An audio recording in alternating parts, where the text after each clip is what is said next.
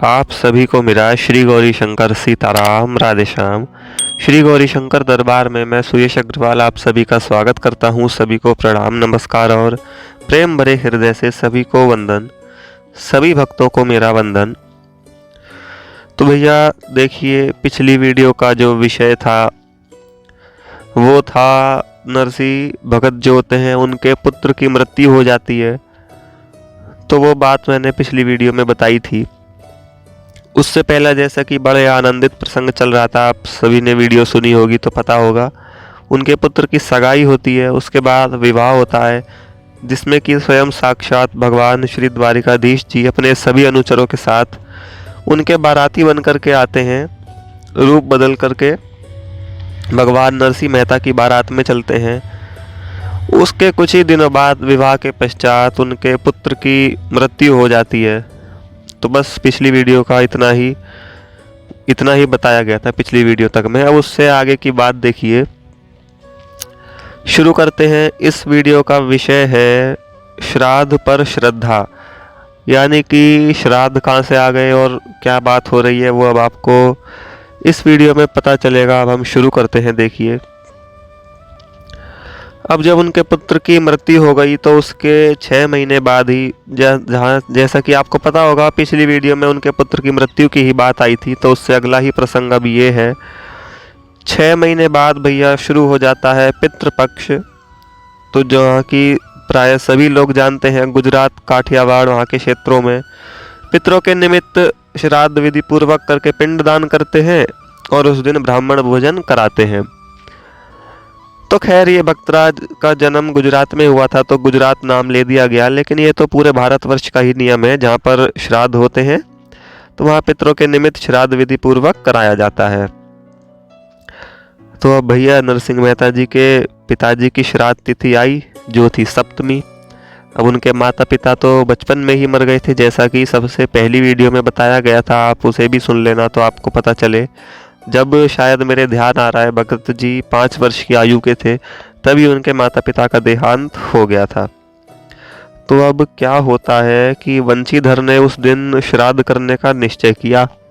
वंशीधर यानी कि उनके बड़े भाई, और अब ये दोनों अलग अलग रहते हैं, आप जानते होंगे। नरसिंह मेहता अपने अलग घर में रहते हैं जो कि उनको अक्रूर जी ने दिया है, और वंशीधर जी अपने घर में अलग रहते हैं। भैया उन्होंने श्राद्ध करने की सोची तो उन्होंने एक दिन पहले अपने जाति भाइयों को भोजन का निमंत्रण दे दिया। अब इनके यहाँ क्या प्रथा थी, क्या होता था कि पहले तो श्राद्धों के निमित्त जो भी होता है अपना पिंडदान पूजा पाठ वगैरह खाना वाना निकाल दिया करते थे। उसके बाद जैसा कि मैंने बताया कि ब्राह्मणों को भोजन कराते थे जो इनकी जाति वाति के होते थे। ये इनके कुल की प्रथा थी। तो अब भैया कुल की प्रथा के अनुसार नरसिंह राम जी के घर पर भी निमंत्रण आया, यानी कि वंशीधर जी देने आए। उन्होंने कहा, नरसिंह कल पिताजी की श्राद्ध तिथि है तो मैं तुम्हें सकुटुंब भोजन का निमंत्रण देने आया हूँ। तो अपनी पत्नी को तो खैर आज ही भेज देना, क्योंकि वहाँ कई तरह का कामकाज होगा, तो वो दुरित गौरी के साथ कामकाज करा लेगी। और तुम भी कल सुबह ही 7 बजे आ जाना। और उन्होंने इतना कहा, ये बात तो ठीक है। उन्होंने अब एंड में एक बात और कह दी कि कल सुबह तुम थोड़ा जल्दी आ जाना, 7 बजे आ जाना। जो तुम वहाँ साधु संगों भिखमंगों के साथ अपना भजन करने जाते हो वहाँ एक दिन मत जाना। अब भैया ये बात जो हुई ये नरसिंह राम जी को थोड़ी लग गई। मतलब लग क्या गई, जो भक्त होता है उसे तो संसार की कोई भी बात नहीं लगती, कोई कुछ भी कहता रहे उसे कोई फर्क नहीं पड़ता। लेकिन अब ये जो बात हुई ये थोड़ी उनको गड़बड़ लगी। अब भाई सुबह सुबह 7 बजे उनके स्नान ध्यान का पूजा पाठ का सत्संग करने का समय होता है। तो उन्होंने बड़े शांत चित्त से विनम्र स्वर से उत्तर दिया कि भाई साधु संत तो देखो मुझे प्राणों से भी अधिक प्रिय हैं, तो मैं तो साधुओं की सेवा करके ही आऊँगा। और रही बात मेरी स्त्री की, यानी कि जो माणिक बाई है मेरी पत्नी की, वो भी कल भगवान का भोग तैयार करने के बाद ही आएगी। उन्होंने ऐसा उत्तर दे दिया, वो भी बड़े शांत स्वर में, बड़े विनम्रता से। तो अब भैया वंशीधर तो क्रोध से तमतमा गए।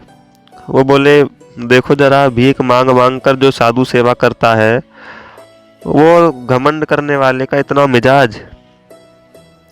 तो उन्होंने कह दिया, यदि तू इतनी लापरवाही रखता है तो फिर पिताजी का श्राद्ध भी क्यों नहीं कर लेता। खुद ही कर ले, तब पता चलेगा। तो उन्होंने कहा, भाई जब आपकी आज्ञा है तो मैं अवश्य पिताजी का श्राद्ध करूंगा और अपनी शक्ति के अनुसार 2-4 ब्राह्मणों को भोजन करा दूंगा। अब भाई उन्होंने कहा 2-4, अब भाई जिसकी जैसी स्थिति होगी घर परिवार की, वो उतने कोई तो करा पाएगा, आप खुद ही सोचो। अब वंशीधर जी तो अपना और रूठे कि भैया 2-4 क्यों, मैं तो सभी को, जैसे मैं निमंत्रण दे रहा हूँ वैसे तू भी दे, सभी की प्रथा है, पूरे कुल को दिया जाता है।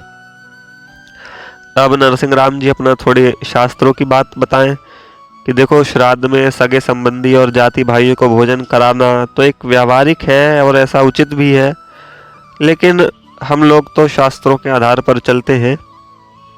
अब देखो हमारे शास्त्रों में क्या बात आई है, श्रद्धया दीयते अनेनेति श्राद्धम, यानी कि जो श्रद्धा से पितरों का ध्यान करके दिया जाता है उसी को श्राद्ध कहते हैं।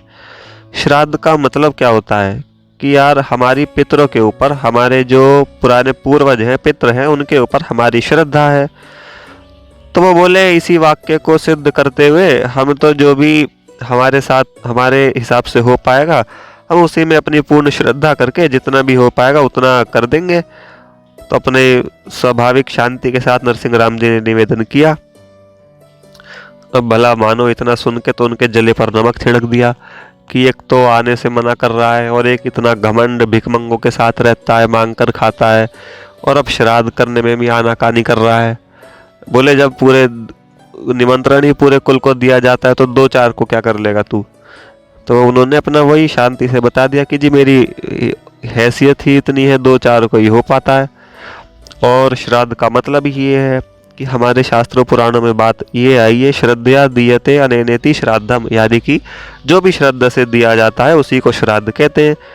तो क्या जरूरत है दिखावा करने की, पूरे कुल को बुला के मैं भोजन कराऊं। भाई 2-4 जो भी ब्राह्मण पुरोहित जो भी होंगे उनको मैं अपनी पूरी श्रद्धा से सब कुछ करूंगा। तो क्रोध के मारे उनके भाई के नेत्र लाल हुए, यानी कि वंशीधर के, वो चुपचाप अपने घर को चले आए। बोले इससे कुछ कहना बेकार है। अब भाई घर को चले आए तो घर के आके सारा हाल उन्होंने दुरित गौरी को सुना दिया, यानी कि अपनी पत्नी को। अब जो ये मेन जो कलेश हुआ था उसका पहला सूत्रपात ये दुरित गौरी जी ही हैं, मतलब नरसिंह जी की भाभी। यदि आपने पुरानी वीडियो सुनी होंगी तभी समझ में आएगा आपको। तो भैया वो भला क्यों चुप रहती, दुरित गौरी का भी पारा गर्म हो गया बिल्कुल। उन्होंने अपना देवर का सारा क्रोध अपने पति पे उतारना शुरू कर दिया। वो बोली तुम उस मुंह जले के घर पर गई क्यों थे, मैं तो उन भगत भगतानी को पहले से ही खूब जानती हूँ। वो अपना दिखावा करते हैं, ढोंग करते हैं और यही सब आनाकानी वो करेंगे, तो तुम वहाँ जाने की तुम्हें ज़रूरत ही क्या थी। उन्होंने कहा यदि वे श्राद्ध में नहीं भी आएंगे तो हमारा भी क्या बिगड़ जाएगा, तुम उनको बुलाने गए क्यों थे। भाई सही बात है, गिजाई का एक पैर टूट ही जाए तो क्या लंगड़ा हो जाएगा। गिजाई कहते हैं, आप समझे हो तो कान खजूरे को, जिसके वो बहुत सारे हाथ पैर होते हैं, वो चलता है रेंग रेंग कर। तो ये कहावत सी है एक कि भाई यदि बहुत सारा सामान हो उसमें से जरा सा हट भी जाए तो क्या फ़र्क पड़ेगा। तो वही बात है, खजूरे का एक पैर यदि टूट भी जाए तो क्या वो लंगड़ा हो जाएगा, वो तो बराबर अपने उसी से ही चलेगा। तो अब वो बात वहाँ पर शांत हो गई। और अब देखो इधर नया प्रोग्राम बन गया भैया। भगत राज हमारे जो बाबूजी हैं उन्होंने श्राद्ध करने का निश्चय तो कर लिया, लेकिन अब फिर वही पुरानी बात जैसे कि पुत्र के विवाह में हुई थी कि यहाँ घर में शेर भर भी खाने का ठिकाना नहीं था अन्न का। अब भाई जहाँ खुद के घर में रोटी नहीं, वहाँ अब इतने बड़े 700 घरों में बुलावा जाना है। आप खुद सोचो, पूरे जूनागढ़ में जितनी भी नाकर ब्राह्मण जाति है, पूरा कुल है इनका, उन सबको बुलावा जाना है। अब यहाँ खुद के लाले पड़ रहे हैं रोटी खाने के, तो बाकी सबको क्या बुलाएंगे। फिर भी भक्तराज निश्चिंत, बार बार यही बात आ रही है, आप ध्यान से समझें गहराई से, कि पुत्री के विवाह में भी सबने बोला था कि कैसे करेंगे, तो भी विवाह कितना कमाल हुआ आप जानते हैं। पुत्र के विवाह में भी बोला गया कि कैसे होगा, बारात का हिसाब किताब कैसे बनेगा, इतना धन तो हमारे पास है नहीं, तो वो भी भगवान ने पूरा करा दिया। अब ऐसे ही ये प्रसंग आज फिर से चालू हुआ है कि श्राद्ध में सभी को बुलाना है। फिर वही पुरानी बात है कि घर में खुद के लिए रोटी नहीं है, और फिर वही पुरानी बात है कि भगवान ये भी पूरा कराएंगे। तो बोलिए भक्त वत्सल भगवान की जय। अब भैया भक्तराज निश्चिंत, उनके पास फिर वही एक उपाय, फिर वही पुरानी बात है। उनके पास एकमात्र गोपी चंदन जो भगवान ने दिया माथे पे लगाने का, और एक करताल। अपने एकमात्र स्वामी भगवान के सामने बैठ करके करताल उठाई, कीर्तन करने चालू। अब माणिक बाई उन्हें निश्चिंत देख के उनके समीप जाकर बोली कि हे स्वामी, कल आपने पिताजी के श्राद्ध करने का निश्चय कर लिया और घर में देखो रोटी का दाना भी नहीं है, पहले उसका प्रबंध करना चाहिए। मतलब माणिक बाई जी बोली कि ये करताल लेकर के भजन तो आप थोड़ा बाद में भी कर सकते हैं, अब जो कल जो होगा उसका हिसाब किताब देखो। उन्होंने कहा हे प्रिय, पहले मुझे प्रभु का भजन कर लेने दो, उसके बाद मैं बाजार जा कर के जो कुछ भी सामग्री होगी कहीं से उधार लाने की कोशिश करूँगा। यदि उधार नहीं भी मिला तो फिर भगवान जाने और मेरे पितर जाने, भाई मैं करूँ क्या जब मिला ही नहीं तो। भक्तराज ने ऐसा शांतिपूर्वक उत्तर दिया। तो अब क्या होती है, अब यहाँ पर एक और बात होती है कि उनकी माणिक बाई जी उन्हें थोड़ा रूडली भगवान की तरफ, भगवान के खिलाफत में बोल देती हैं। तो इस पर नरसिंह राम जी भी उन्हें थोड़ा इस बार क्रूर होकर के डांट देते हैं। क्रूर से मेरा मतलब है, सॉरी मैं गलत बोल गया, भक्त तो एकदम शांत होते हैं। क्रूर से मेरा मतलब आशय था कि थोड़ा स्ट्रिक्टली।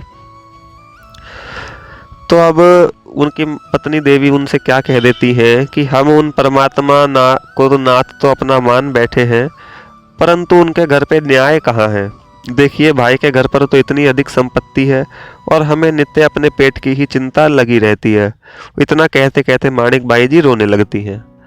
अब ये जो बात बोली ना उन्होंने कि परमात्मा के घर पे न्याय कहाँ है, ये बात सीधा नरसिंह राम मेहता जी के हृदय पे जाकर के एकदम शूल की तरह लगी।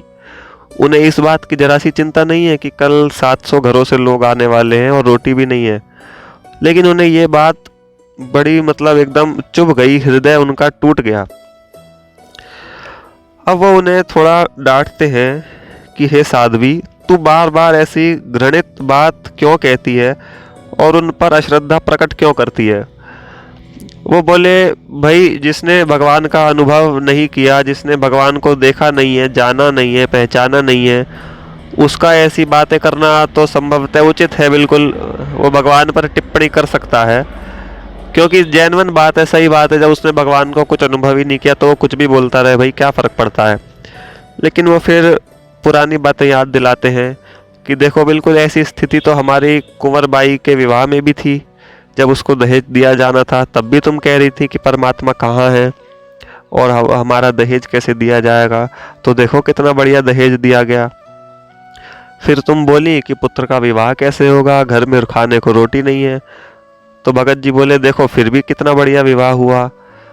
अब फिर बोले तुम अब फिर कह रही हो कि भैया घर में खाने को रोटी नहीं है, परमात्मा के यहाँ न्याय कहाँ है, कल सब आएंगे। तो बोली पिछली बातों को याद करो, अनुभव करो, इस बार भी ऐसा ही होगा।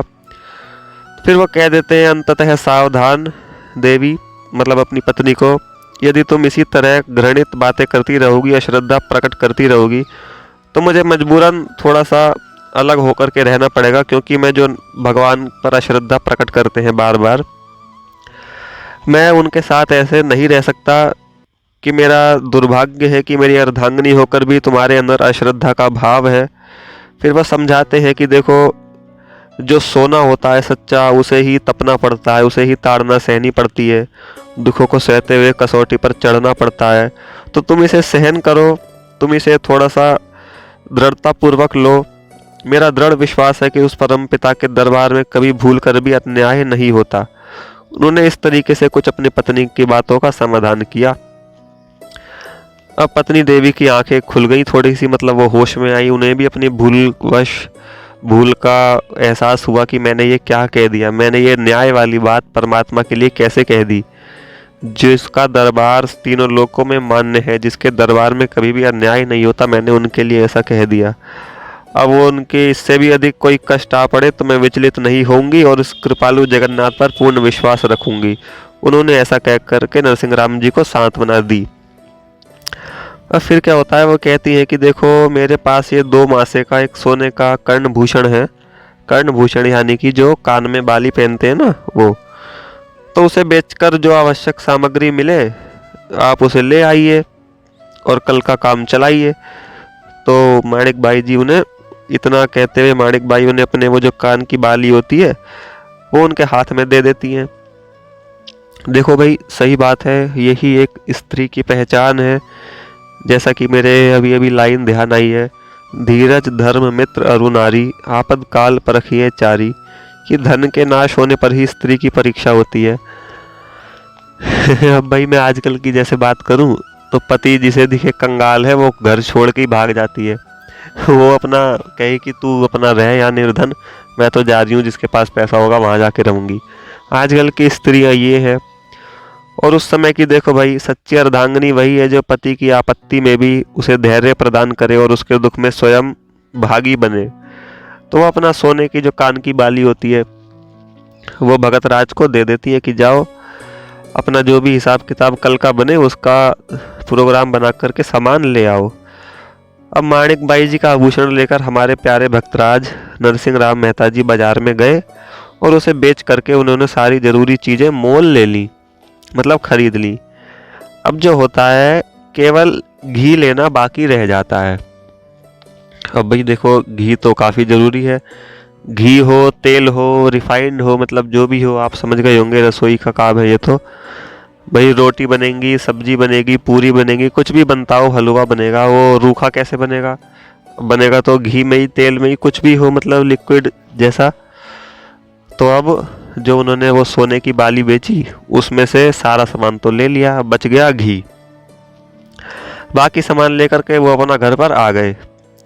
अब माणिक बाई जी ने सब चीज़ें देखने के बाद कहा कि हे स्वामी, इतनी सामग्री में तो केवल 6-7 मनुष्य का भोजन हो सकेगा, तो आप एक काम करना, 3-4 ब्राह्मणों को और पुरोहित जी को भोजन का निमंत्रण दे आना। अब जो जैसा भी होगा वैसा देखेंगे।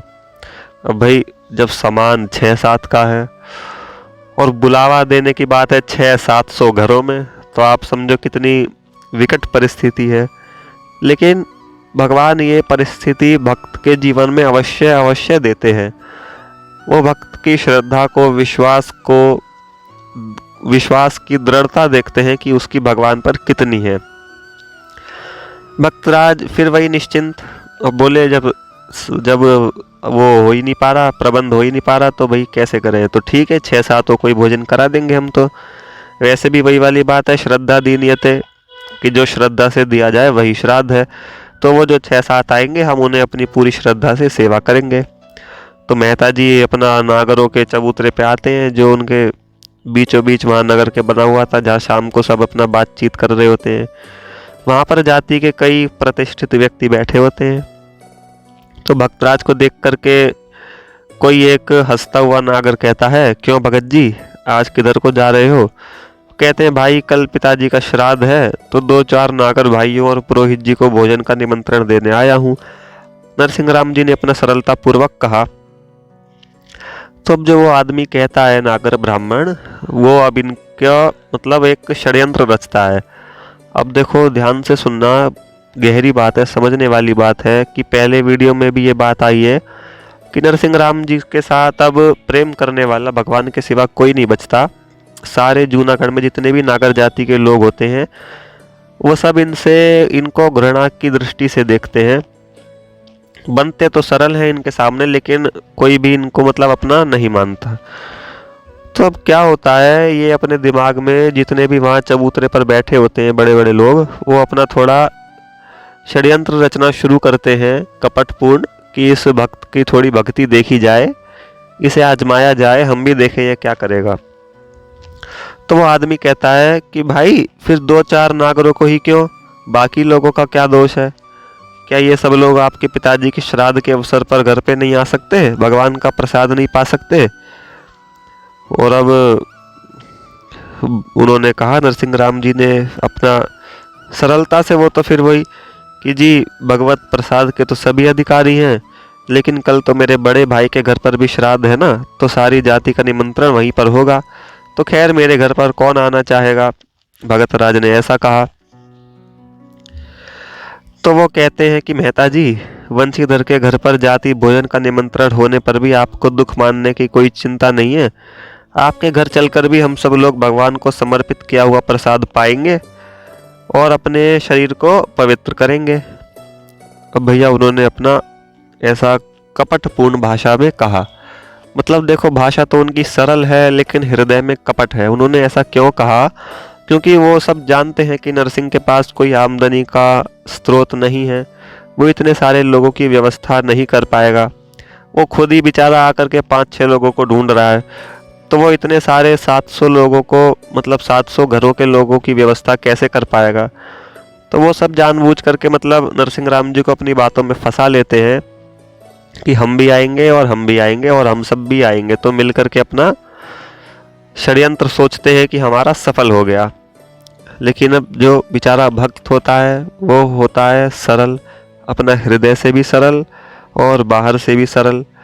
अब उसे अपनी बुद्धि की ही तरह सब जगह शुद्धता ही दिखाई देती है, क्योंकि वो भक्त जो होता है वो शुद्ध हृदय का होता है। अब बेचारे हमारे प्यारे भोले भक्तराज नरसिंह राम जी सोचें कि जब ये सब भगवान का प्रसाद खाना चाहते हैं, हमारे घर पे आना चाहते हैं, तो फिर इसमें बुराई क्या है? तो सब कोई हाँ कह देता हूँ। उन्होंने भगवान का स्मरण किया, सोचा कि फिर निमंत्रण सारी जाति को ही दे दूँ आज, तो बाकी जो भगवान जाने, जो जैसा करेंगे वैसा हो जाएगा। तो उन्होंने अपने एक पुरोहित जी को बुलाया जो उनके कुल के हैं कि पुरोहित जी आप जाइए 700 घर के सभी जाति भाइयों को भोजन का निमंत्रण दे आइए। जय श्री कृष्ण, उन्होंने ऐसा कह दिया। अब भैया जैसी आपकी आज्ञा कहकर पुरोहित जी भी उठे चले और सभी जाति के लोगों को सकुटुंब निमंत्रण दे आए। अब होता क्या है कि इस निमंत्रण की चर्चा सारी नागर जाति में फैल गई।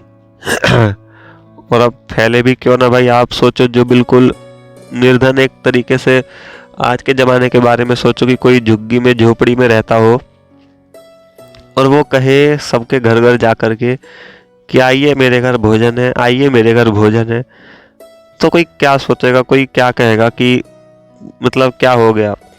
तो भैया सारे नागर जाति में बात फैल गई, सबको बड़ा अचंभा हुआ। अब जो जिस तरह का आदमी था वो वैसी कल्पना करता, वो वैसी बातें सोचता। कोई कहता आज लोगों ने भगत को फंसा ही लिया, कभी उसका घर भी देखने को मौका नहीं मिलता था, अब घर जा कर के देखेंगे। कोई कहता अरे वो मूखा, मतलब बिल्कुल मूर्ख है, सूखा निमंत्रण भरी दे रहा है, उसके पास चंदन और करताल के सिवा और है ही क्या, तो वो हमें क्या देखा, चलो छोड़ो, बेकार का निमंत्रण है। अब कोई कहता जो हो खैर, हमारा खाना उससे तो चल नहीं रहा, चले जाएंगे, भोजन होगा तो खा लेंगे वरना रहने देंगे। तो कोई कहता कि अब वो जब भोजन की बात पूरी तो कर नहीं पाएगा, तो इसके बाद अपना काला मुंह किसको दिखाएगा, निमंत्रण देने की जरूरत ही क्या। तो अब भैया जिसके जैसा मुंह उतनी बातें होने लगी, जिसके जैसे विचार वो अपनी बातें कहता। अब कोई यदि थोड़ा बहुत शुद्ध सात्विक, तो वो कहता कि हाँ हो सकता है भक्तराज को पर भगवान की कृपा हो तो इतने जनों का भोजन का प्रबंध हो भी सकता है।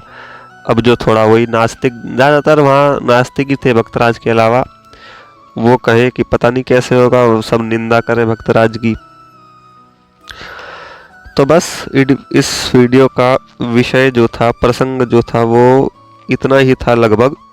इससे क्या पता चलता है, गहराई क्या पता चलती है, सार क्या होता है कि देखो श्राद्ध की बात होती है, संसार ने फिर भी तुक्का भिड़ा के अपना भक्तराज को षड्यंत्र में फंसा ही लिया।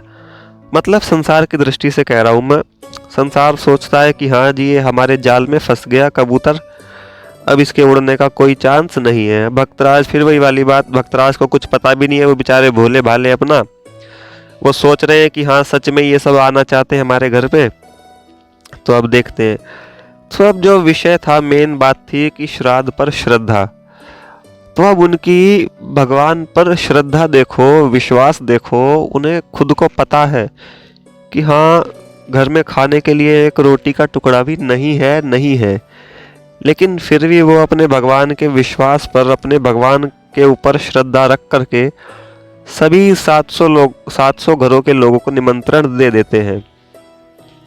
अब आप खुद सोच सकते हैं, इसी टाइम अपने ऊपर इमेजिन करके देखो, क्या हम अपने पूरे एरिया को, कॉलोनी को ऐसा निमंत्रण दे सकते हैं? भाई बिल्कुल नहीं दे सकते, क्योंकि हमको पूरा विश्वास ही नहीं है कि भगवान आएंगे और हमारी बात को पूरा करेंगे। ऐसा जो असंभव काम कर सकता है वो ऐसा ही भक्त हो सकता है जिसको भगवान पर अटूट विश्वास हो, अखंड विश्वास हो, अटूट श्रद्धा हो। भक्तराज को पता है कि भगवान जरूर आएंगे और सारा प्रबंध करेंगे। अब खुद सोचो भाई, जब उन्हें पता ही ना हो कि भगवान आएंगे, ये विश्वास ही ना हो, जरा सा भी संदेह हो, तो कोई भी ऐसा पागलपने का काम क्यों करेगा भाई? जिसके घर में खाने के खुद के ही लाले पड़ रहे हो तो वो और बाकी भंडारे में क्यों बुलाएगा ये तमाशा करने को? लेकिन विश्वास की प्रबलता इतनी ज़्यादा है, बार बार घूम फिरा के वही बात आ रही है, श्रद्धा विश्वास, श्रद्धा विश्वास, और घुमा फिरा के बात है भी वही। भक्तों के जीवन में चरित्र होते ही ऐसे ऐसे हैं कि बस क्या ही कहो, और सारे विश्वास के बल पर ही होते हैं। तो बस इस वीडियो में प्रसंग इतना ही था कि भक्तराज की जो श्राद्ध होता है पिताजी का, उन पर उनकी श्रद्धा भगवान पर इतनी ज़्यादा होती है कि बस भगवान को ही आकर के काम कराना पड़ता है।